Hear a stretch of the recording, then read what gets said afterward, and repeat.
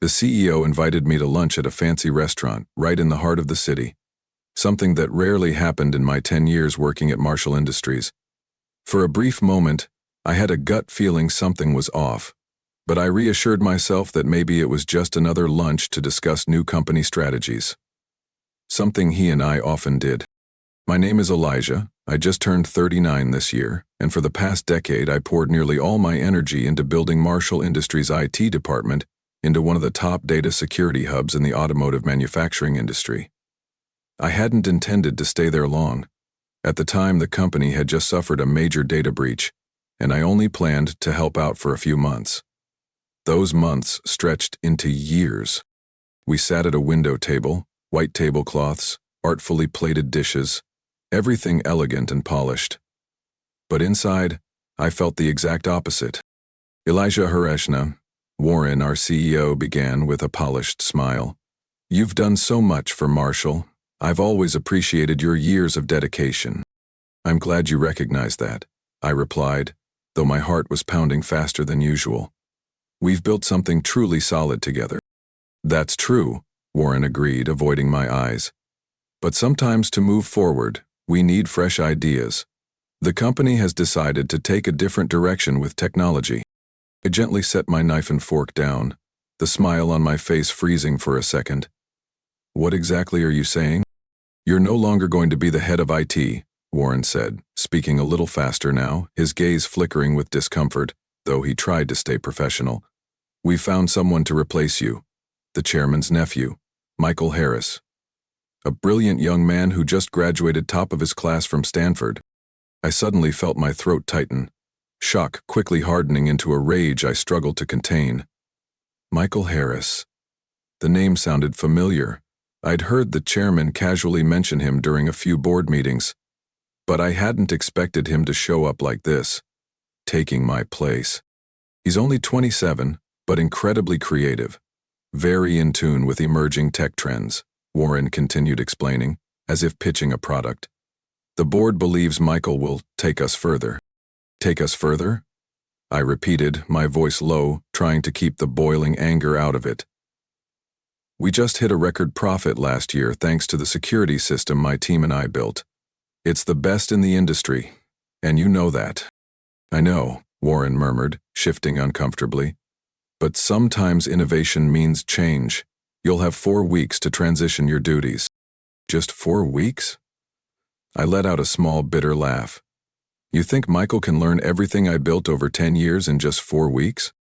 We'll make sure everything goes smoothly," Warren answered coldly, his expression hardening. He handed me a folder. "This is your non-disclosure agreement. You'll need to sign it before we finish lunch." I stared down at the stack of papers, my pride bruised deeper than I wanted to admit. They had planned everything. I hadn't been given even a sliver of a chance. I signed quickly, set the pen down, and looked him dead in the eye. "I'll cooperate with the transition," I said, my voice unnervingly calm even to myself. "But Warren, remember this. I'm not as easy to discard as you think." "I'm sorry, Elijah, it's just business," Warren replied, his voice growing colder and more detached. I stood, pushed in my chair, and gave him one last look. "You think so? Let's see if this business decision really turns out the way you hope." I left the restaurant, stepping into the crowded city sidewalk.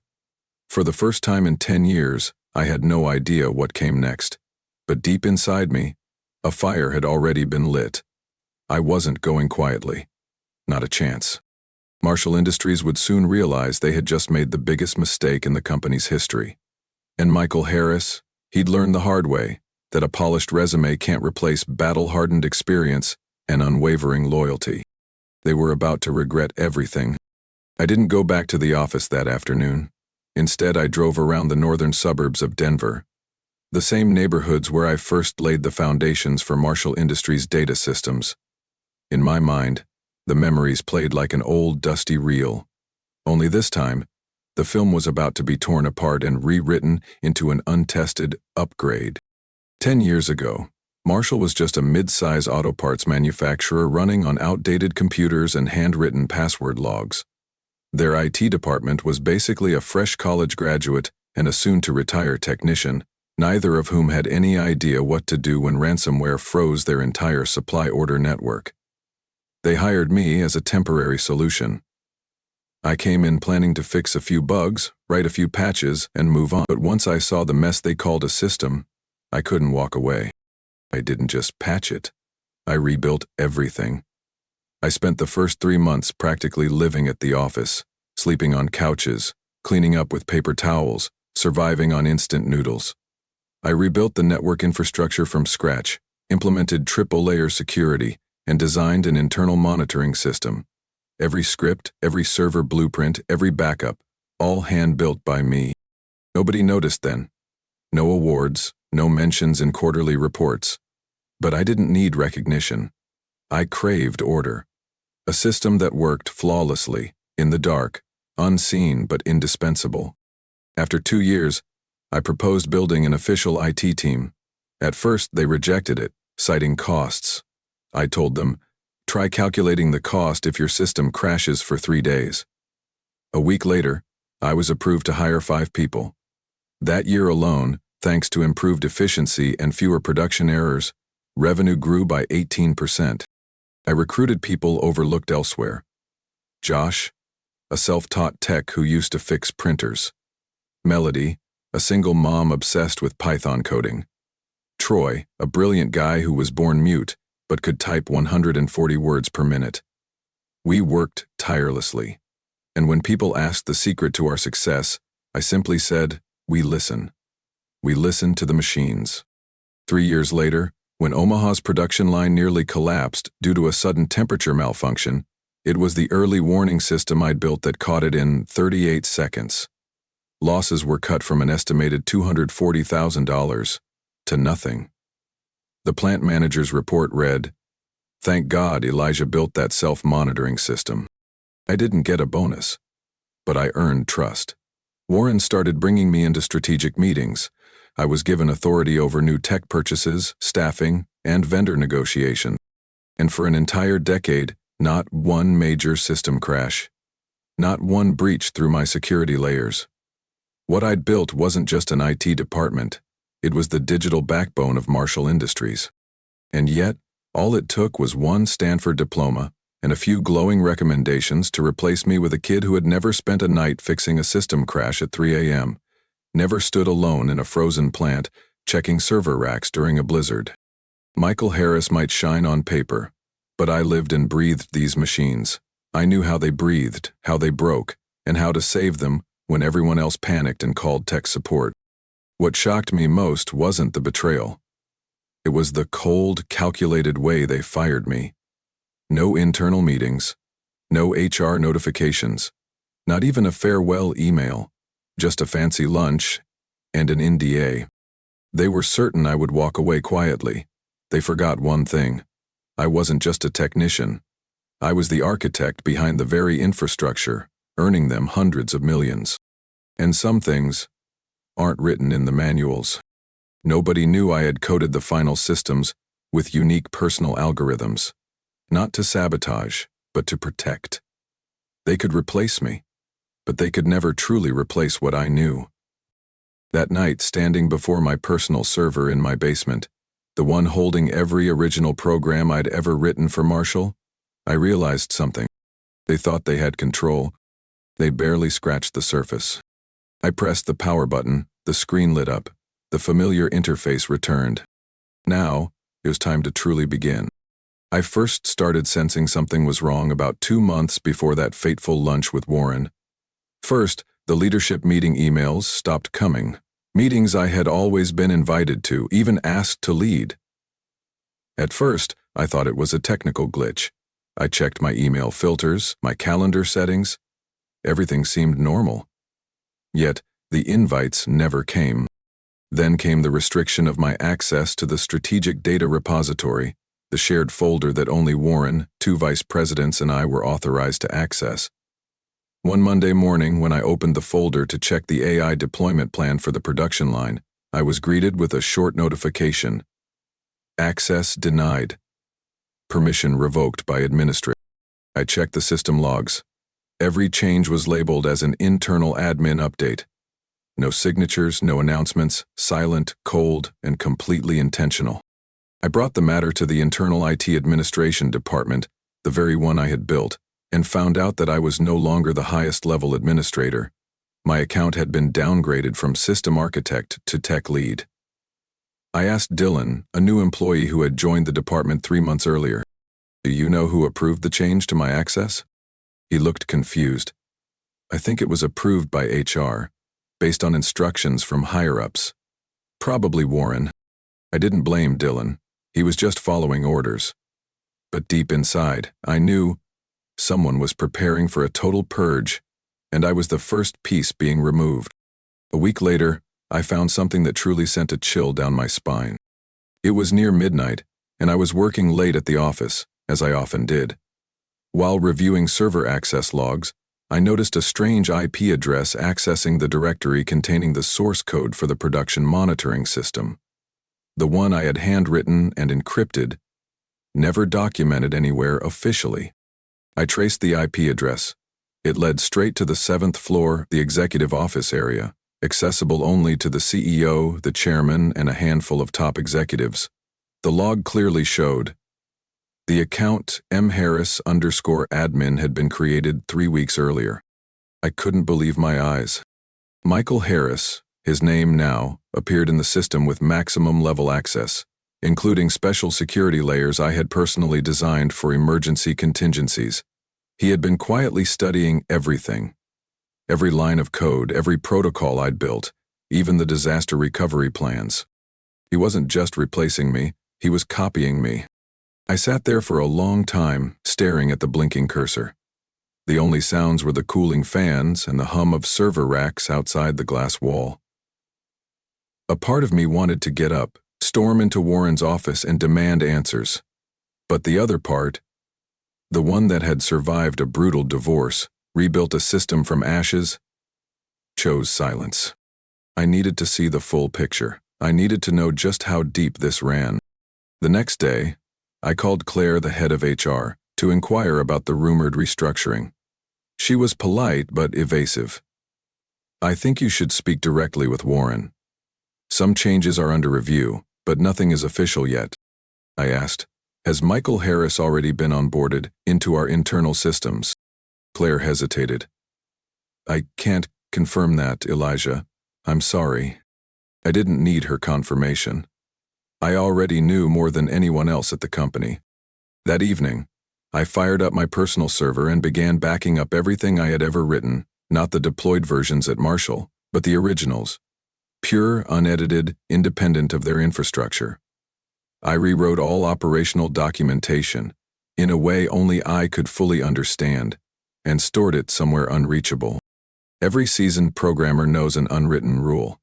If you can't keep ownership of what you build, make sure you hold on to the part that makes it truly work.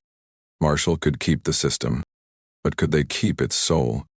I knew the answer, and I also knew the final act hadn't arrived, but I had already started writing it. I called that system GridLink. It wasn't just software, it was my lifeline, born during the darkest winter of my life. After my mother passed, I lost my job, and my girlfriend left with a short text.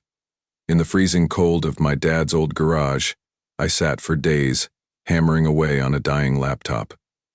I didn't build GridLink for money. I built it because I needed something to believe in, to prove that I still mattered. GridLink was a real-time production monitoring and orchestration interface, intuitive, self-learning from operational data. It wasn't trendy AI or a temporary patch. It was the bridge between machinery and operators, detecting faults, predicting failures, and automatically adjusting production flows for maximum efficiency. A tool you couldn't learn from textbooks, only through living in real industrial environments. When I joined Marshall Industries, they practically had no system at all. Everything was chaos, data scattered across departments, nobody understood the full picture. In my first week, I realized this was the perfect soil for GridLink to grow. I didn't propose implementing it right away. I quietly rewrote it into a custom version compatible with Marshall's infrastructure. I rebranded it as mFlow to fit their corporate identity. But the heart of the system was still GridLink. 3 months later, when a line at the Oklahoma plant froze for 11 hours due to a chain failure, it was Misflow that had issued an alert 4 hours earlier, but no one paid attention. From that day on, Warren called me the company's living censor. The problem was, I never signed a document officially transferring GridLink's ownership to Marshall. On the contrary, I still kept an email Warren had sent during my first year, when I proposed integrating an enhanced version of GridLink into the company's operations. In that email, he wrote clearly, "If this system proves effective, we'll seriously discuss acquiring licensing rights from you under a formal agreement." I believed him, because back then I was still naive. I thought trust alone could build something lasting. But now, I watched Michael restructure the entire platform I had created from scratch. He renamed it PulseFrame, redesigned the UI, swapped out icons, tweaked a few lines of code, but the core logic, the operational engine, it was still GridLink. I went back into the full system logs. The day Michael first accessed the servers was the very day I was removed from the admin system. He didn't just browse. He downloaded nearly the entire technical library. Using high-level admin credentials, he copied my source code and started testing it on a secondary server. No permission, no attribution. I dug through my old emails. Sifting through hundreds of saved messages, I found the exact thread from years ago. Not just a promise, but a PDF draft agreement between me and Marshall. It was never signed, but it carried an internal legal watermark. It clearly stated that GridLink's ownership remained mine, and that any deeply integrated versions would require a licensing agreement. I printed everything, filed it into a red folder. Then I booted up the original version of GridLink on my private server, a system free of any Marshall code. A clean, refined, far more powerful version than the one they were clinging to. I knew what was coming. They would try to claim GridLink as company property. They would argue I was just an employee writing on company time. But I had proof. I had the development timeline predating my employment. I had the emails. I had the logs showing files were copied without authorization. And above all, I have a principle. No one gets to steal another person's work and pretend they created it. That night, I turned on the light in the small workspace behind my house. I taped a handwritten note to the wall. They thought I only had one copy, but I'm the original. I closed my eyes, listening to the steady spin of the hard drive, like the breathing of a machine that had been with me for nearly a decade. Tonight, I would begin rewriting GridLink. From scratch. From the source. But this time, preparing for something Marshall was not ready to face. I met Luis at a quiet little cafe tucked into a suburban corner in South Denver, a place no one from the company ever visited. He arrived 10 minutes early, holding a steaming cappuccino, eyes fixed on the window. When I walked in, he gave a slight nod. No words were needed. We both understood this was more serious than any cyber attack we had ever faced. "They're taking everything," I said directly. "Code, ideas, over a decade of work. And they think I'll just walk away without a fight." Luis nodded. "Michael pulled me into a private meeting last week. Asked me about every detail of the early Welsh system. Asked how the auto-tuning algorithm worked. I didn't say anything beyond the public documentation, but he kept digging. Kept pressing." I sighed. "I need your help getting back what's mine. But this time, we're not just saving a system, we're protecting it legally." Luis set his coffee down. "I'm in. What's the plan?" I pulled an SSD from my jacket pocket.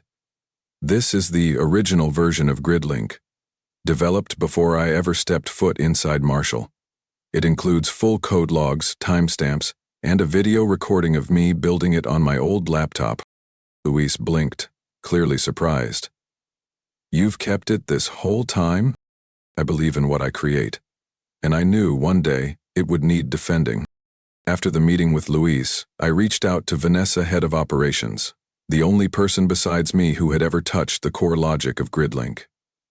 We met in an underground parking garage late at night, under dim lights and the echo of distant tires. "I think I'm about to be replaced," she said as soon as she got in the car. Michael asked HR if my role was still necessary. I handed her a printed email exchange between me and Warren from back then, along with a draft licensing agreement that was never signed. I need someone to confirm I wrote this system from day one. You've seen me build it line by line. Vanessa skimmed the pages, then looked up. I'm in. But if I get fired? I've got you, I interrupted. You won't be alone. 3 days later, I had everything I needed to file a provisional patent on the 3 most critical parts of GridLink: the self-learning orchestration protocol, the real-time operator feedback interface, and the auto-tuning energy optimization engine. I paid for expedited processing and had my attorney submit the documents that same day. Next came the most crucial step: deploying a full, independent version of GridLink, clean without a single line of Marshall's code. On a private server, Luis helped install at his mother's home in Aurora. We named it Project Echo. Luis handled the infrastructure: triple-layer security, end-to-end encryption, and access audit trails. I rewrote the core from the ground up, tweaking some architecture to boost performance without changing core functions. Vanessa provided simulation data based on real production scenarios to test the system. For a full week, we worked in the dark, out of sight from anyone inside the company. I still showed up at Marshall on time, still smiled through Michael's meetings, still pretended to listen to his lectures on modernizing digital infrastructure. But inside, I knew. With one click, GridLink would rise again. This time on my terms. One night, while I was reviewing the final verification routines, Vanessa texted. Michael just went public, claiming PulseFrame is his creation. There's a PR article from Communications saying he developed the whole thing. I wasn't surprised. I stared at the screen for a moment, then opened the folder labeled Echo Deploy. Luis sat across from me, face serious. Ready? I nodded, voice low. This is just the beginning. When I hit the deploy button, Project Echo went live. An independent system, stronger, more secure, and embedded with digital license verification tied to my legal documentation. Marshall might think they had everything under control, but they had no idea. The best version of GridLink had never been in their hands. The day I officially left Marshall Industries, the sky was gray, quiet, heavy, and full of warning. I carried nothing but my old backpack and an envelope filled with legal files. When I stepped into HR to sign the exit paperwork, Diane, the HR director, barely looked up from behind her glasses. We hope the transition goes smoothly, Elijah, she said robotically. I do too, I replied, signing the final page. Everything I needed to hand over, I did. What I kept, the company never owned. She frowned slightly but said nothing. They thought I'd leave quietly. Before exiting the building, I made one last stop at the tech room. The servers hummed steadily, like the breath of a living thing. But I knew the truth. Inside GridLink, now PulseFrame, was embedded with a license expiration line. 8 days. I had configured the system to begin showing soft warnings starting on day 6. If Michael, or anyone paid attention, they'd notice. But I knew his type. Overconfident, convinced he had it all under control. He'd ignore it, thinking it was just a glitch. And with that, I activated the countdown. That evening, Luis and I stood in his mom's garage where Project Echo was running on our own hardware. The black screen displayed a simple white message. GridLink license, time remaining 192 hours. Luis took a sip of cold coffee. You're sure it won't wipe anything? I'm not that kind of guy, I said. It won't delete anything. It'll just stop working if they don't have a valid license.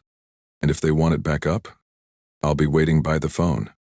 Day 9:02 a.m. I was watering plants on my porch when the phone rang. Unknown number.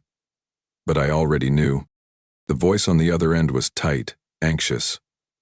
Elijah, it's Warren. I wiped my hands and lifted the phone.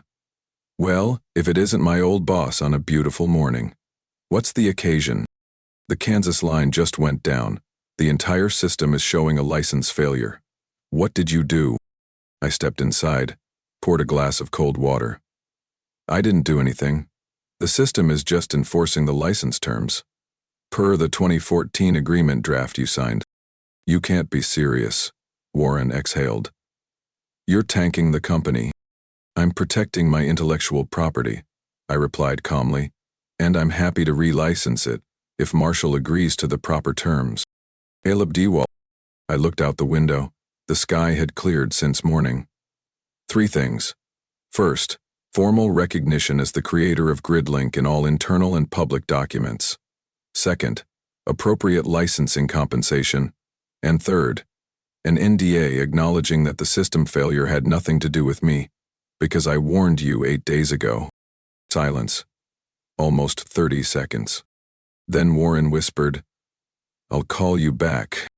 By noon, I received an email from Marshall's legal team requesting an emergency Zoom meeting. I joined with my attorney, Michelle, a Brooklyn native with a voice like a razor blade. On the other side were Warren, Michael, Diane, and 2 gray-suited attorneys. Michael looked like he hadn't slept in days. We'd like to move quickly, Warren began. This situation is costing tens of thousands of dollars per minute. Michelle spoke coolly but firmly. We've sent over the licensing contract. It includes a $350,000 transfer fee and the NDA terms Elijah outlined. Michael leaned forward, voice trembling. You can't charge us for something already integrated into our systems. I smiled slightly. I'm not charging. I'm reminding you. You never bought it, you borrowed it. Now the system's collecting. Diane cut in. We need it running in an hour, otherwise the Arizona plant shuts down. I leaned forward, looking straight into the camera. You sign the agreement, I send the recovery code within 5 minutes. If not, good luck. 36 minutes later, the contract was signed electronically, the first payment confirmed via email. I sent the license key, digitally signed. At exactly 2:00 p.m., GridLink was fully operational again at Marshall. Production resumed, green lights blinked on, and Michael sat in silence, saying nothing. That evening, I got in my truck and drove north, back to the lakeside where I'd first started writing GridLink. Not to celebrate, but to begin the next chapter. And this time, I wasn't letting anyone take it from me. I had left, but my voice had just begun to echo, and they had heard it. 3 days after Marshall's production line was restored using the new license key I'd provided, things seemed to settle down. But I knew, on the upper floor of that glass-walled corporate headquarters, people were scrambling like ants in a flood. The following Monday at 9 a.m., I received an email from an unfamiliar address with a simple subject, Meeting Request, Tech North Group. I raised an eyebrow. Tech North was a giant industrial corporation based in Chicago, known for acquiring mid-sized companies in the digital manufacturing space. I opened the email and read every line carefully. We are aware of your departure from Marshall Industries and your connection to the GridLink system. Tech North is currently evaluating a merger with Marshall. We would like to invite you to our headquarters to discuss a senior advisory role during the transition. All terms will be kept strictly confidential. Please respond by Friday if interested. I laughed quietly. So they'd figured out that the system they were about to acquire didn't fully belong to Marshall, and without me, they wouldn't be able to run production smoothly. I replied within an hour. 3 days later, I flew to Chicago. Tech North's office was on the 27th floor of a glass tower overlooking the river. In a spacious conference room with floor-to-ceiling windows, I sat across from 3 people: the CTO, head of legal, and the executive vice president. A sharp-eyed woman named Lillian Kane, who didn't hide the steel behind her calm demeanor. You forced Marshall to completely reevaluate how they classify tech assets, she said bluntly. They presented GridLink as an internal product. After the system failure, we started digging. That's when we found your name on the provisional patent filings. I nodded. I didn't sabotage anything. I simply asked for fair recognition and compensation, nothing more. And you got what you wanted. I didn't deny it. I just want one thing to be clear. If Tech North acquires Marshall, I don't want to see my system distorted under someone else's name. She studied me for a moment, then pulled out a contract from her briefcase. We want you as the lead technical advisor during the transition. Starting salary double what you earned at Marshall, full control of the GridLink system, and legal protection of your authorship rights. I scanned the document. Clean terms, transparent language. And this clause stood out. All modifications to GridLink must receive written consent from Elijah Moore. I'll need my team, I said, setting the contract down. Louise, Vanessa, and a few others. We're counting on that. We're not just acquiring tech. We want the people who built it. After the meeting, I walked out of Tech North's office with a signed contract and one undeniable truth. This time, I was in control. That evening, I drove back to the quiet lake where I'd first written GridLink. A hot coffee in hand, I stared at the still water reflecting the starry sky. No one here called me tech director. No one gave me orders like I was just some code monkey. I was Elijah Moore, the creator of GridLink. And for the first time in my life, I was recognized for what I was truly worth. When I opened my laptop, the first thing I typed wasn't code but a message to Vanessa. New project is beginning, you in? The reply came in just 10 seconds. I've been waiting for you to say that. Louise followed shortly after. I never believed in the company, but I believe in you. And just like that, a new team took shape. Not under a corporation, but as real partners. This time, I wasn't protecting GridLink. This time, I was going to take it further than anyone ever imagined. The first update came from Vanessa, 2 weeks after Tech North finalized the acquisition of Marshall Industries. Guess what? Michael Harris resigned. No announcement, no farewell party. No one's mentioned his name since this morning. I got the message while in a meeting with Tech North's legal team about a new auxiliary system I was about to deploy. I smirked. Some endings don't need gunshots. Just a long, deafening silence. No one in the tech world was surprised when a rising star fell hard after a string of failures. But what Michael did at Marshall became a costly lesson for anyone who thinks they can stand on someone else's shoulders without understanding the blood poured into the foundation. Less than a month after I left, the version of the system Michael had modified, PulseFrame, began experiencing unexplained failures. AutoAlex stopped functioning properly. A plant in Texas suffered a data error that delayed the supply chain for 14 hours, costing over $70,000. A major supplier in Ohio threatened to terminate their contract, citing lack of transparency and technical oversight.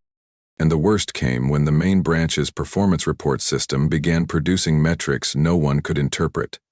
People dug through the source code only to realize that Michael, in an attempt to simplify the process, had removed several modules labeled non-essential.